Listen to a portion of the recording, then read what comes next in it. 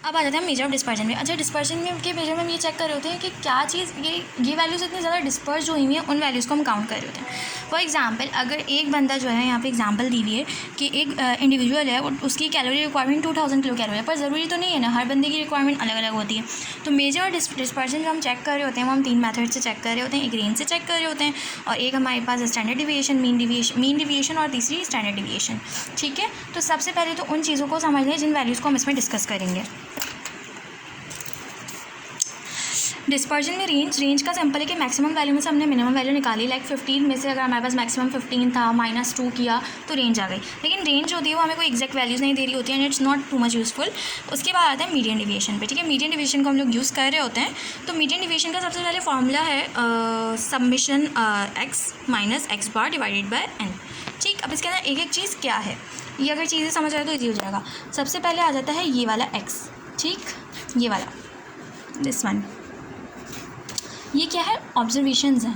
Like एक chart अगर मैं लूँ तो ऑब्जर्वेशंस क्या है हमारे पास, हमने डिफरेंट पेशेंट्स का डायस्टोलिक ब्लड प्रेशर लिया, काउंट किया, तो वो ऑब्जर्वेशंस जो हैं वो हमारी सारी एक्स हैं। ठीक, 83, 75 आया, किसी का 81 आया, किसी का 79 आया, तो ये टोटल 10 ऑब्जर्वेशंस दी गई, नंबर ऑफ ऑब्जर्वेशंस। उसके बाद मैंने कहा एरिथमेटिक मीन। एरिथमेटिक मीन क्या आया कि मैंने ये देखा कि ये ऑब्जर्वेशंस जो हैं ये डिफरेंट हैं, और इनका मैंने टोटल किया, इनका टोटल 810 आया, और मैंने क्या किया, 810 को डिवाइड कर दिया 10 से। जो हमारे पास अरिथमेटिक मीन आया वो मैंने टेबल बनाया, और सबके सामने, क्योंकि मीन तो सबका सेम होता है, मैंने सबके सामने वो मीन लिख दिया। तो हमारे पास x की वैल्यू आ गई, x बार की वैल्यू आ गई। तो इस फॉर्मूले से समझ आ गया कि x की वैल्यू क्या है और x बार की वैल्यू क्या है। और हमारे पास ये क्या है, ये number of observation. Number of observation यहाँ पे कितनी थी, नंबर ऑफ ऑब्जर्वेशन यहाँ पे 10 थी। तो इस तरीके से फॉर्मूले के अंदर ये चीज़ें यूज़ हो रही हैं। अब मैंने क्या किया, मैंने अपनी आसानी के लिए डायरेक्ट फॉर्मूले में पुट करूँ, मैंने जो है इन चीज़ों को माइनस कर दिया, मतलब डिविएशन निकाल लिया मीन से। किस तरीके से निकला डिविएशन, पहले तो मैंने टोटल लेना है, क्योंकि मैं सबमिशन ले रही हूँ, तो मुझे सबमिशन लेने के लिए क्या करना होगा, मैंने 83 को 81 में से माइनस किया, 2 आ गया, 75 को 81 से माइनस किया, -6 आ गया। अच्छा, एक चीज़ जो है इसके अंदर हम माइनस को नहीं देखेंगे, माइनस को हम निगलेक्ट कर देंगे। ठीक है, ये सारी वैल्यूज़ हमने डिविएशन की निकाली। फिर हम क्या करेंगे कि सारी डिविएशन की वैल्यूज़ को हम एक साथ टोटल कर लेंगे। तो ये हमारे पास टोटल वैल्यूज़ आ गई, सबमिशन हो गया x माइनस एक्स का, मतलब ये जो वैल्यू है ये सबमिशन है x माइनस एक्स बार की। ठीक, ये चीज़ समझ आ गई। अब उसके बाद क्या है, हमारे पास टोटल नंबर ऑफ ऑब्जर्वेशन कितनी थी, 10 थी, 56 डिवाइडेड बाय 10। ठीक, ये हमारे पास किसका फॉर्मूला बन गया, स्टैंडर्ड डिविएशन का। अच्छा, हमेशा हमें याद रखना, मीडियन डिविएशन का। मीडियन डिविएशन, चाहे मीडियन डिविएशन हो या स्टैंडर्ड डिविएशन हो, उसके अंदर ये होता है कि कभी भी हम नहीं लिखते कि हमारे पास जो है हम डायरेक्ट 5.6 लिख देंगे। क्यों, क्योंकि डिविएशन का मतलब है वो कितना डिविएट कर रहा है मीन वैल्यू से।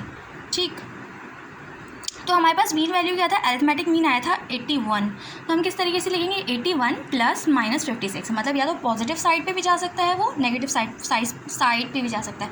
5.6, ठीक है, 81 प्लस 5 कितना हो गया हमारे पास, 86 हो गया, 86.6, या फिर हम उससे कम कर लेंगे, तो हमारे पास ये डिवीजन हो सकती है मीडियन की।